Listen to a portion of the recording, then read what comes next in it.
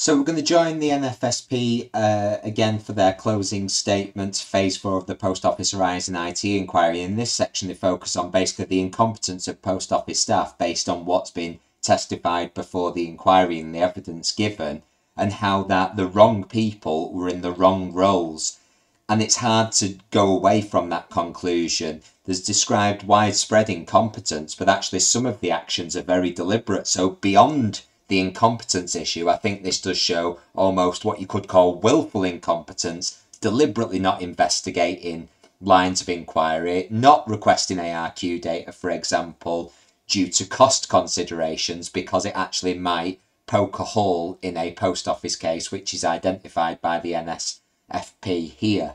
Let's jump into the inquiry. Looking at what we describe as incompetence, entrenchment, investigations and prosecutions, it is the submission of the NFSP that the level of decades of significant and continuing failures could only occur in an environment where there is widespread incompetence, potentially deliberately brought about by having the wrong people in the wrong jobs, as was seen in much of the evidence here. Entrenchment, and possibly the inquiry may find even dishonesty, although the obfuscation referred to earlier is ensuring that wherever dishonesty occurred, it will be difficult to bring it to light. In relation to entrenchment, the NFSP considers the evidence shows there seems to have been a failure by all of those, externally as well as internally, involved in investigations and prosecutions against Horizon, to consider the immense power that the Post Office held as victim, judge, jury, and effectively executioner. The Post Office were the ones who gained when Horizon users were ordered to pay back the so-called shortfalls, which were not in fact owed. They were the ones who conducted audits and investigations, and they were the ones who prosecuted individuals or made the referral and provided the material to those that did. Instead of always having in mind that this power came with responsibility, it is submitted that the evidence in this phase shows that the Post Office seems to have focused on ensuring the power they had was retained and unchallengeable through making examples of those who challenged Horizon to deter others from making allegations. See, for example, the now infamous and often mentioned here Horizon bashing email from Jarnail Singh to Mandy Talbot and others regarding Seema Misra's case on 21 October 2010. That's Paul 0009368 at page 5. The email from Stephen Daly to Mandy Talbot regarding Lee Castleton, dated 5 May 2009. That's Paul 000700237. The email from Jarnail Singh to David Oliver, recurrent prosecution, Paul 00141653 at page 2. The Helen Rose report, dated 30 August at 2012. That's FUJ 00156648 at page 5. And the email from Mandy Talbot to Marie Coquette and others, re Castleton, Marine Drive, dated 9 November 2006, Paul 00113909 at page 5. Also suppressing knowledge of issues within Horizon, including disclosure failures, for example, the Helen Rose report on Lepton SPSO. Putting the onus on those accused of having shortfalls to identify errors and then removing their ability to substantiate or investigate their concerns by limiting the data to them, available to them, or locking them out of their branch, and circumventing obligations and duties that would expose knowledge of bugs, errors and defects. The NFSP has found it extraordinary that amongst the people involved in action against Horizon users, there seemed to be a refusal to consider the Horizon user's point of view or evidence pointing away from culpability. This is demonstrated through suspicion without proof. See the evidence of Elaine Cottam on 7 November at pages 36 to 37 of the transcript. The fact that postmasters were suspended immediately upon audit, even if they had been asking for help and had requested the audit, and the refusal to disclose relevant material to the defence, as discussed previously. In addition, it is concerning that Andrew Balch dismissed the obtaining of ARQ data and asking Gareth Jenkins to discount a possible explanation for losses. rather than seeking to pursue a reasonable line of inquiry and investigating a potential explanation. See the email from Andrew Balch to Gareth Jenkins re Sefton and Neild, dated 3 December 2012 at page 2, that's Paul 000893994.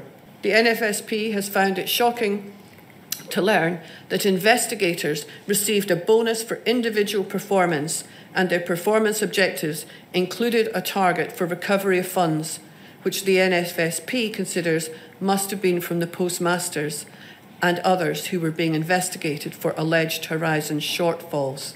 Investigators were tasked with looking into all of the evidence supporting and against the existence of the shortfall and the reason for that shortfall, and providing the information uncovered in their investigations to those pursuing actions against Horizon users.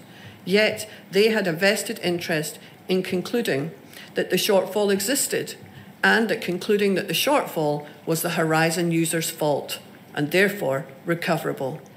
It is therefore perhaps not entirely surprising that investigators, such as Mr. Daly, for instance, decided only to request ARQ data where he thought it would support the prosecution case. The NFSP submits that the evidence in Phase 4 shows the words investigations, audits and prosecutions are misnomers. All of these, properly done, should be aimed at finding the truth and recovering all available evidence. Here, the evidence that supported the Post Office's ability to prosecute and recover funds came from Horizon, and effectively barriers were in place which prevented the recovery of evidence that could support those whose balances were showing shortfalls or who were accused of wrongdoing. It is submitted that the evidence has shown an assumption of criminality or guilt pervaded each process. The NFSP believes the evidence shows that the culture of the Post Office's auditors, investigators and prosecutors of assuming Horizon guilt was so entrenched, so pervasive, that some of those involved in prosecutions which have subsequently been overturned believe the Horizon users were still guilty today. And that was the evidence of Raymond Grant on the 25th of January. It's submitted that the entrenchment of individuals involved in actions against Horizon users and a refusal to consider the other side is also demonstrated in the language they used. For example, Jarnell Singh's email, "We were able to destroy the criminal standard of proof." Interview transcripts with assertions made to the postmaster, "You're lying to us again and again, and you have told me a pack of lies."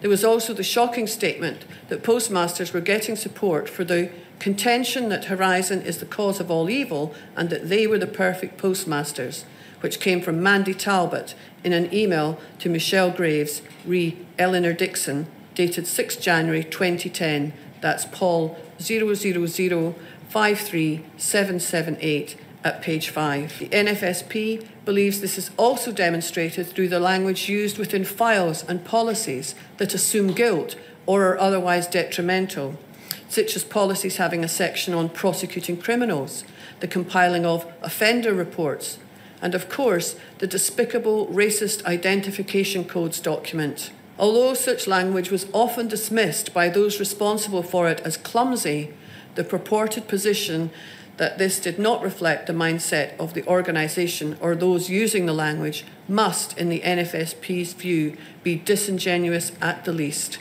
Indeed, it is noted that the language about Horizon bashing was not uncommon at every level.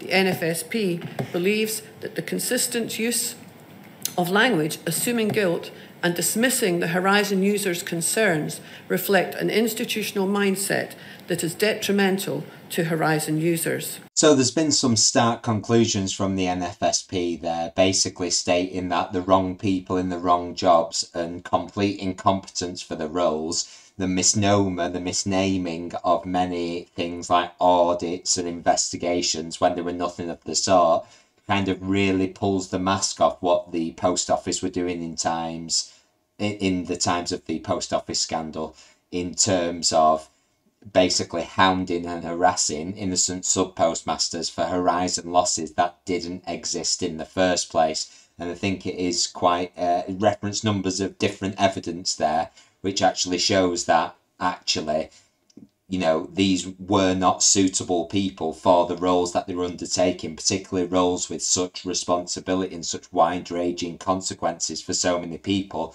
that has now been laid bare at the Post Office inquiry.